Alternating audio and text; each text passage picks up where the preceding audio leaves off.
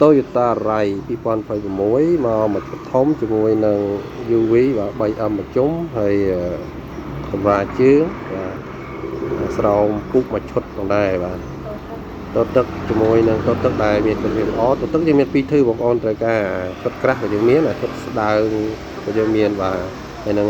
សម្រាប់តាប់ឡូផងដែរអញ្ចឹងបងប្អូនដែលមានតម្រូវការទិញឡានថ្មីចង់បានគ្រឿង accessory ផ្សេងៗអាចមករកបានបាទគុណTung nè cùng nong đom nè chít bông yang nè